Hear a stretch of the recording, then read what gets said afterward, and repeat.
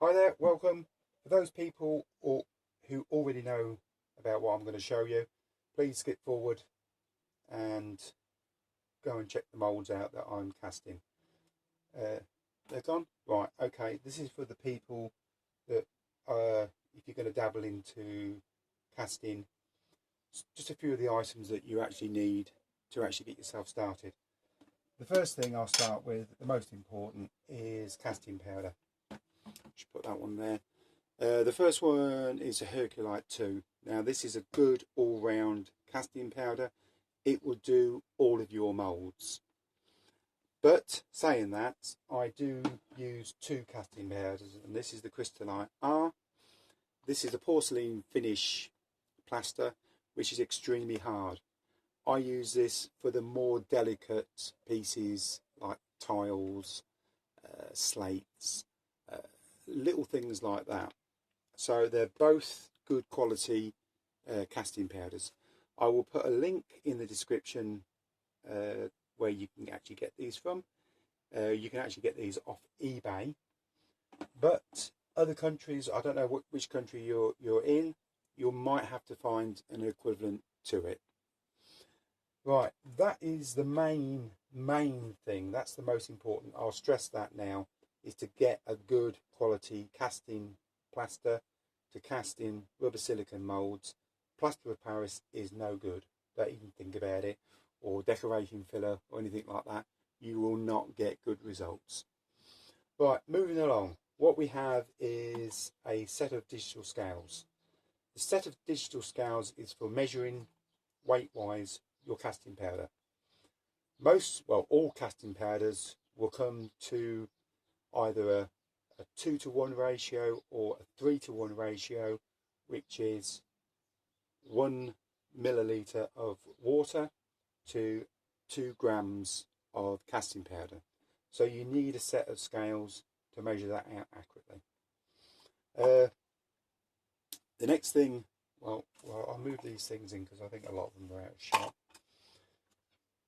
A spoon, well, the spoon's for dishing up your powder. Nothing too technical about that. There isn't nothing too technical. You need a paintbrush, that is for mixing your plaster, and also for painting pigments or paints into your moulds. That's basic thing. A basic scraper, any shape or size. This is for cleaning off the tops of your moulds. We move along. Mixing containers. These can be yogurt pots, they can be anything you like as long as you can mix them.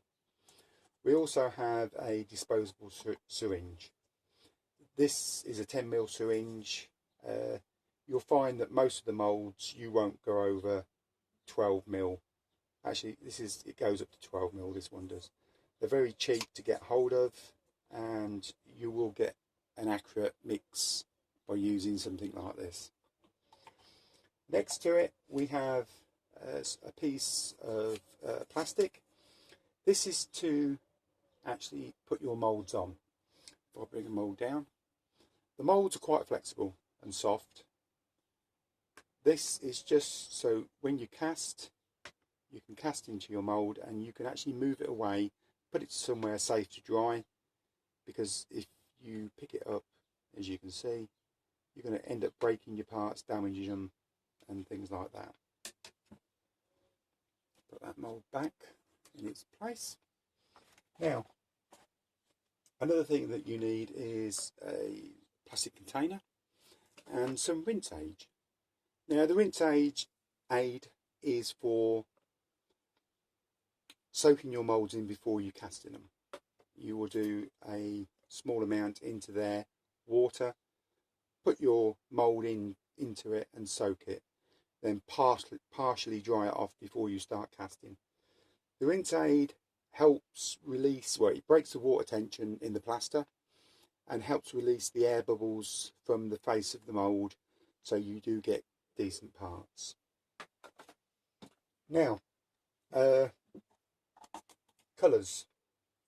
I've already done, there's 2 videos out, one on pigments, which is, I use the Vallejo pigments, and there's also one out on paints.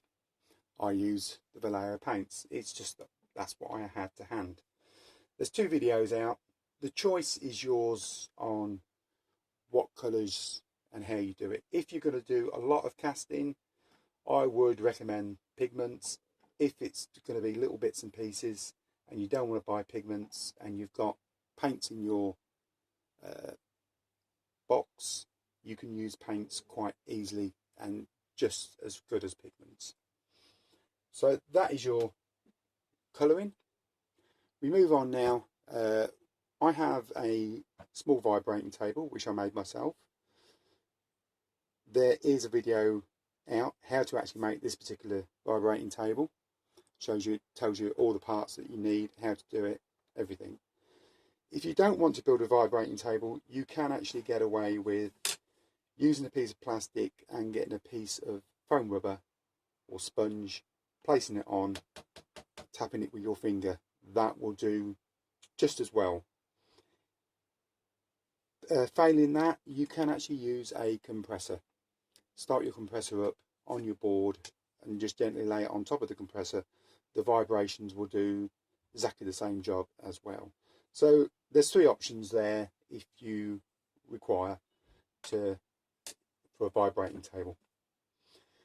Moving on, the final thing, and I will stress this because this has caused quite a few marital breakups, is, I'll just move the camera slightly, is a container to wash up in. You need a container to wash up in for the simple reason is when you mix the plaster with the water's only a medium to hold the plaster, and the plaster will sink and harden underwater. So if you wash your cups up, your moulds, that will go down the drain and it will block your sink up straight away.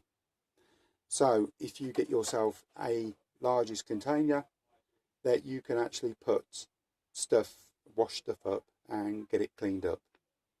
So that's it. So next up is how to cast the moulds.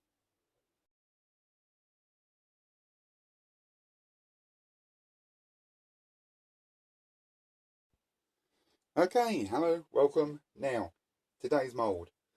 This is a mould that is used for lintels, doorsteps, window sills, bits and pieces like that. A totally boring mould. Now, I bought this mould expecting great things from it, and it didn't happen. And the reason why I'm going to be doing this mould is because a lot of these moulds you can think outside the box. This particular mould is going to be used for concrete stanchions, piers and other things on some demonstrations that I'm working on. So this is going to be one of them moulds. I thought I'd still show you how it's done. The simple reason is most of these moulds you don't need to use them for what they're supposed to be for. We're going to work outside the box on this one. Enough of my blabbering on about this particular mould. Right, to start off with, as normal, we get it straight into the rinse aid. Get ourselves a semi-clean beaker. Now, for the life of me, I can't remember what the mix is on this, but I'm going to go 15 mils of water and 30 grams of powder. That is a 2-to-1 ratio. It is a nice easy one for first thing in the morning. So we'll kick off with 15 mils of water.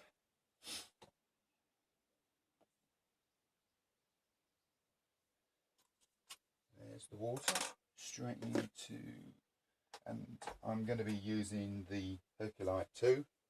Keep saying, very important, good plaster.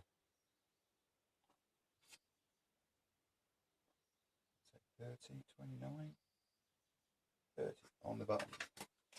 And I'll keep saying it every time, make sure you get your measurements as correct as you can. It'll cut the cost down, and also it helps the flow of the plaster. straight into there. Out with the mould.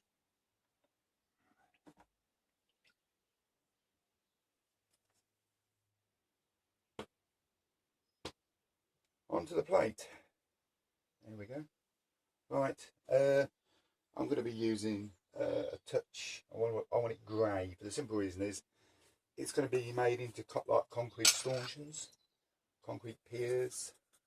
So I'll give it a couple of blobs of black. Would you bring it down to grey? So we're getting, if I can keep my big hands out of the way, a cementy grey, as I call it. Yeah, a cementy grey. The vibrating table on? Oh, no, we're not switched on. Let me turn it a little bit. And we start pouring.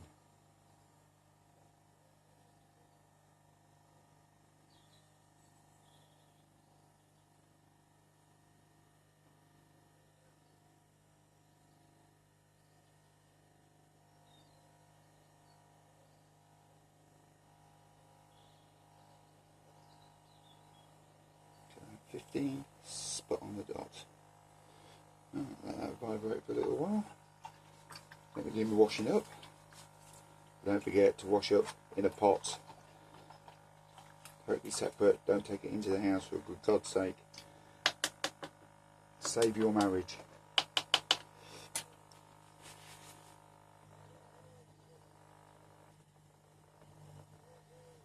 And the reason I just square it off like that is it allows that water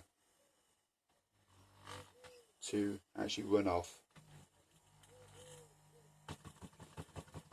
That's quite a big part. It shouldn't need much time on the table. Okay, that is it. Right, I shall put you on pause and we'll come back in a few seconds. We'll skim the top off and then leave it to dry. Okay, it's been exactly 7 minutes and this is just starting to go off. Now, I never say anything about the scrapers. This one that I've got is a decorator's scraper that they actually use for filling walls in. It's a very good scraper as long as you keep it nice and clean, that edge nice and clean. It will save you a lot of time because you don't have to then plate up every part. So we'll just take the top of that off.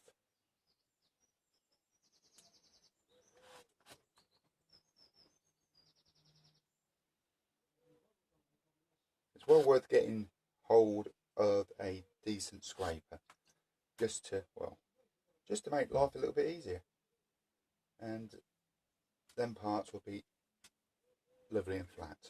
So that's it. We'll be back, we'll turn them out, then we'll have a look at them.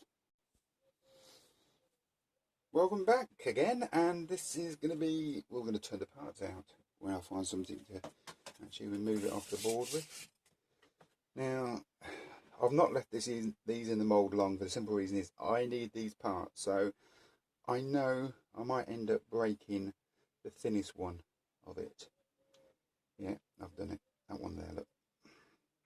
Knew that would happen, but I need these parts pretty quick. So that's the first one out. That's the second one out. They're very, very boring. There's nothing to them. They're just a concrete looking lintel. But what I should do as well, I will tag some pictures on of what they're being actually used for, just to give you an idea and a close-up. This was a suggestion from one of my viewers. Said it would be nice just to see the parts close up and what they're fixed to, or what you're using them for. So I shall do a couple of half a dozen pictures or a little bit of a video, ain't quite sure, and attach it to the end of this. Now these are the parts we've just taken out the mould. These are just straightforward concrete lintels, nothing special about them at all. What they're actually designed to do is to actually make a door casing or a window casing. I've just put one here quickly together. We have the main lintel at the top with the two supporting sides and the sill at the bottom, i.e. the top one being the thickest and the side ones being the thinnest. Now that's what they're designed for, that's what the mold's designed for. Now I'm using them in a slightly different application. I'm actually using them as piers. I've just glued two of them together. I've put a bit of rebar in the top to make a pier, and also they can be glued together to make longer beams, which I'll be using up on this. So that is a couple of the applications just of that particular mould. So thank you very much for joining me, and we'll see you on the next one.